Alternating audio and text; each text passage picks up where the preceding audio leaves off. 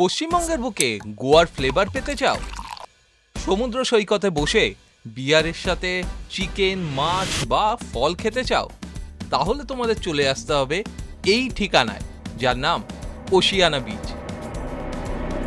কিন্তু এইখানে আসার পেছনের কারণটাও জেনে নাও।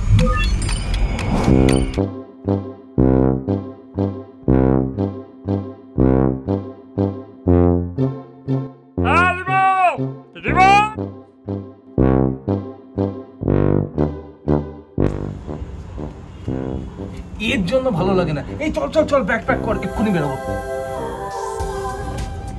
তাই দেরি না করে ভোরবেলায় আমরা বেরিয়ে পড়লাম কলকাতার সেই বিখ্যাত হলুদ ট্যাক্সি ধরে স্প্ল্যানেডের উদ্দেশ্যে, যেখান থেকে কোজাগর ট্রাভেলসের বাস ধরে নিলাম, যার মূল্য ছিল প্রতি টিকিটের 350 টাকা। কিছুক্ষণ যেতে না যেতেই সূর্যি মামা উদয় হয়ে গেল এবং জানলা দিয়ে দেখতে পেলাম আমরা এগিয়ে যাচ্ছি মেদিনীপুরের মেঠো গ্রামের ওপর দিয়ে। অবশেষে আমরা এসে পৌঁছলাম ওল্ড দীঘা বাস স্ট্যান্ডে, যেখান থেকে একটি অটো ভাড়া করে সোজা চলে গেলাম আমাদের হোটেল। ফাইনালি আমরা দীঘাতে চলে এসেছি এবং এবছর ওল্ড দীঘায় না থেকে আবারও নিউ দীঘায় থাকছি এবং এক নতুন হোটেলের সন্ধান দিচ্ছি, যার নাম হোটেল রিভা। প্রাইস যথেষ্ট রিজনেবল, কিন্তু আমরা অফ সিজনে এসেছি দোলের পরে পরে।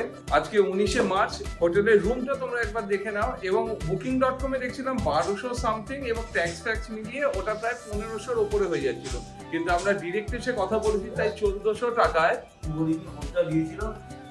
অনলাইনে এগুলো রেট বেশি দেখাবে, এসে বার্গেনিং মানে সামনাসামনি কথা বলে বার্গেনিং করে অনেকটাই কম রেটে আপনারা পেয়ে যাবেন। কিন্তু অফ সিজনে এসে বার্গেনিং করা যাবে না, তখন এই অন সিজনে বার্গেনিং করা যাবে। অন সিজনে বা উইকেন্ড রুমটার একবার দেখিয়ে দিই তোমাদেরকে। এই যে রুম, এই যে ডবল বেড, এইখানে রয়েছে টিভি, এইখানে একটা আয়না, এই যে বুয়া, এইখানে রয়েছে একটা ব্যালকনি। ব্যালকনির ভিউ সেই রকম নয়, তবে নিচে কিন্তু রয়েছে সুইমিং পুল। হোটেল রিভাতে কিন্তু এরকম সুইমিং পুলও রয়েছে, যেখানে এসে তোমরা ফুল টু এনজয় করতে পারো। খুব যে বড় সুইমিং পুল তা নয়, এটা বড়দের এলাকা এবং অনেকটাই বাচ্চাদের এলাকা রয়েছে। বা যদি দীঘায় আসতে চাও, এটা নিউ দীঘা থেকে একটুখানি এগিয়ে উদয়পুরের দিকে, তাই একটু অফবিট বা একটু ফাঁকা জায়গা, খরচাটাও কম, কিন্তু হোটেলের ব্যবহার, বিহেভিয়ার এবং এখানকার অ্যাটমসফিয়ার কিন্তু যথেষ্ট ভালো। পশ্চিমবঙ্গের মধ্যে সবচেয়ে বড় জগন্নাথ মন্দির কোথায় আছে জানো? দীঘার বুকেই সেটা তৈরি হচ্ছে এবং এই বছর অর্থাৎ 2025 সালের অক্ষয় তৃতীয়ার দিনকে কিন্তু তার উদ্বোধন হবে। চলো তার আগেই তোমাদেরকে একটুখানি মন্দিরের একটা এরিয়াল শট দেখিয়ে দিই। আমরা যেহেতু মার্চ মাসে দীঘায় ঘুরতে গেছিলাম, তাই সেই সময় জগন্নাথ মন্দিরের উদ্বোধন কিন্তু হয়নি, যার জন্য শেষ মুহূর্তের কিছু কাজ বাকি ছিল। এই বছরই অক্ষয় তৃতীয়ার দিন এই মন্দিরটি উদ্বোধন হয়ে গেছে, তাই তোমরা যদি এখন দীঘায় ঘুরতে যাও তাহলে এই জগন্নাথ ধাম কিন্তু দর্শন করতে ভুলো না। এই মন্দিরটিও কিন্তু পুরীর জগন্নাথ মন্দিরের ধাঁচে তৈরি করা, যেটি কলিঙ্গ স্থাপত্য শৈলীর আরেকটি নিদর্শন।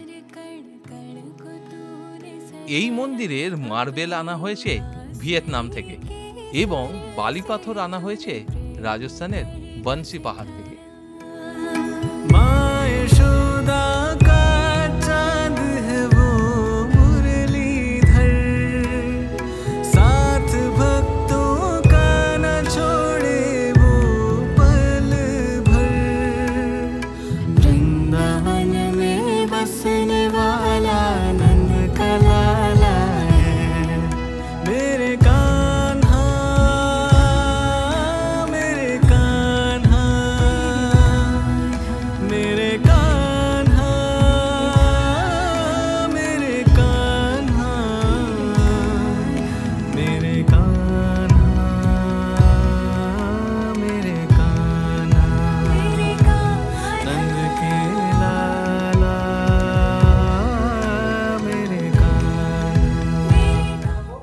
আপাতত আমরা বেরোচ্ছি আমাদের জায়গার উদ্দেশ্যে, যার নাম উদয়পুর বা ওশিয়ানিয়া। Good morning guys. আমরা এখন হোটেল রিভা মানে আমাদের হোটেল থেকে বেরিয়ে যাচ্ছি আমাদের পছন্দের জায়গা, যার নাম হচ্ছে উদয়পুরের পাশে একটা ওশিয়ানা বিচের দিকে। আমরা যেখানে যে আগে যখন 3-4 বছর আগে আসতাম তখন 500 টাকা 400 টাকা এইরকম রিজার্ভ করে যেতে হতো, কিন্তু হোটেল রিভা থেকে টোটো 100 টাকায় নিয়ে যায় ওশিয়ানিয়াতে, এবং সেখানে গিয়ে একটু এনজয় করব, বিয়ার খাবো, স্নান করব। আমাদের হোটেল থেকে মাত্র 10 মিনিটের দূরত্বে এই ওশিয়ানা বিচ, যার ভাড়া পড়বে মাথা পিছু 25 টাকা করে।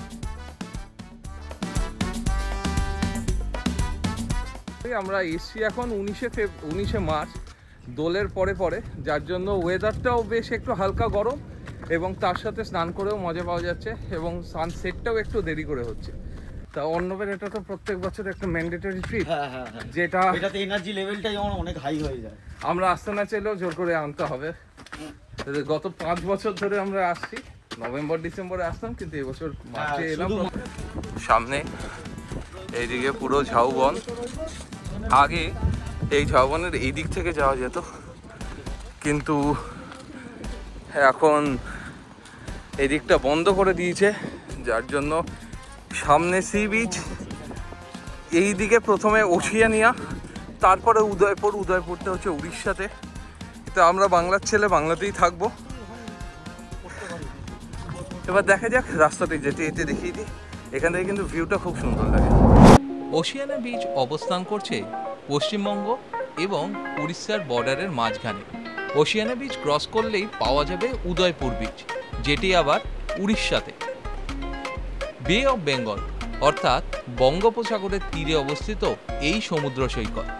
আজ থেকে 15-20 বছর আগে এই সমুদ্র সৈকত কিন্তু খুব একটা জনপ্রিয় ছিল না। বর্তমান যুগে এইখানে মানুষের ভিড় জমাচ্ছে কিছু কারণের জন্য, যার প্রধান কারণ হচ্ছে এখানে কিছুটা গোয়ার ভাইব বা ফিল পাওয়া যায়। ওশিয়ানাতে আসতে গেলে যখন আমরা সিঁড়ি থেকে উঠবো, ওঠার পরে কিন্তু এইরকম একদম সমুদ্রের গা ঘেঁষে আমাদের এগিয়ে যেতে হবে বিচের উদ্দেশ্যে, যেখানে আর কি ওই শ্যাকের মতো করা হচ্ছে। ঠিক শ্যাক না, চেয়ার টেবিল পাতা রয়েছে, যেখানে বসে এনজয় করতে পারো তোমরা, যেটা আমরা করব। তাই এই ভিউটা কিন্তু বেশ ভালো, তাই না?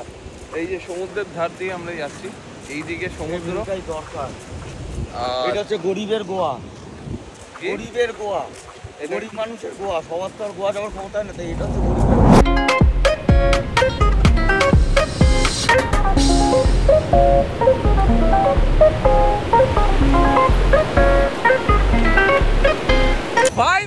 ফাইনালি আমরা চলে এসেছি ওশিয়ানা বিচে।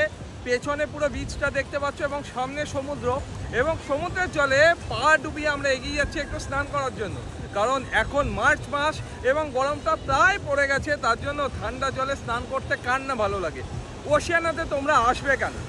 আসার একটাই কারণ, গোয়ার ভাইব পাওয়ার জন্য।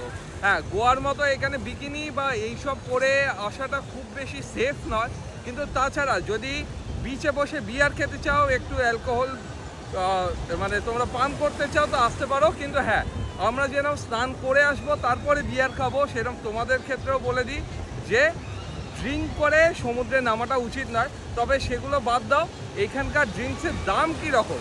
দাম কিন্তু সিজন ওয়াইজ এদের চেঞ্জ হয়। এখন যেহেতু অফ সিজন, তার জন্য এখানে দামটা একটু কম।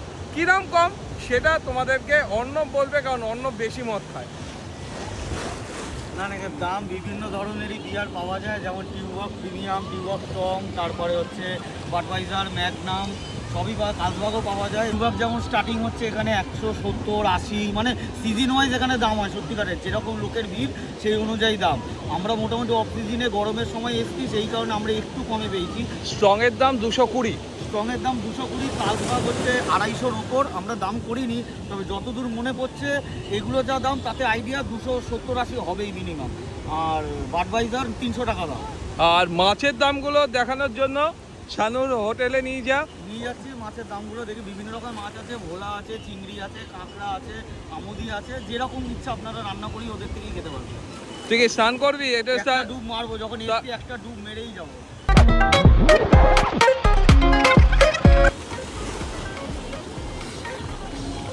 একটা ছবি তুলতো, কেমন রিফ্রেশিং, দারুণ দারুণ। এরকম কোথাও হয় না। অনেক ফুল আছে এখানে, ফুল দেওয়া হোটেল আছে, আমরাও ফুল নিয়েছি, কিন্তু সমুদ্রের মধ্যে এই যে ন্যাচারাল মজাটা, এটা ফুলেও আসবে না, যত বড়ই ফুল হোক না কেন। তো সবাইকে বল উদয়পুর আসতে। উদয়পুরে আসবেন, কারণ নিউ দীঘাতেও এইরকম হবে না, হয়তো অনেক অনেকটা বেটার চান করার জায়গা, রাস্তা করা রয়েছে, কিন্তু এই রকম ভাইবটা নেই। ওখানেও বোল্ডার থাকে আর ওল্ড দীঘা তো নামাই যায়। 183 নম্বর স্টল, ঠিক আছে। নাম্বার আছে, ফোন নাম্বার 8972659074। তোমার নামটা বলো। আমার নাম সানু। 100 টাকা। হ্যাঁ, ঠিক আছে। পমপ্লেট কত? পমপ্লেট কমপ্লিট তোমার 150 টাকা পিস পড়বে। আর কাঁকড়া? কাঁকড়া তোমার 200 টাকা প্লেট। আচ্ছা, চিংড়ি? চিংড়ি তোমার 200 টাকা প্লেট, তোমার 12 পিস থাকবে। 12 পিস থাকবে। আর আমুদি? আমুদি 45 পিস থাকবে, 200 টাকা। আচ্ছা, আর এটা কি? এটা কি ভোলা নাকি? এটা চিতল, সমুদ্র জলে চিতল। বুঝতে পেরেছি। আর এইটা? এটা ভোলা? এটা ভোলা, এটা ভোলা। ভোলা কত? 150 টাকা পিস। 150 টাকা পিস। আর এটা সার্টিং, এটার নাম 200 টাকা।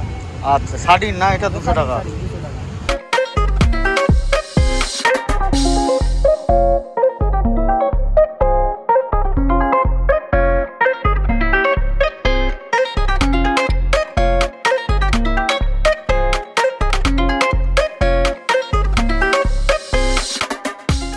আজকের ভিডিওটা কেমন লাগলো প্লিজ কমেন্ট করে জানিও। যদি ভালো লেগে থাকে তাহলে লাইক, শেয়ার এবং কমেন্ট করো।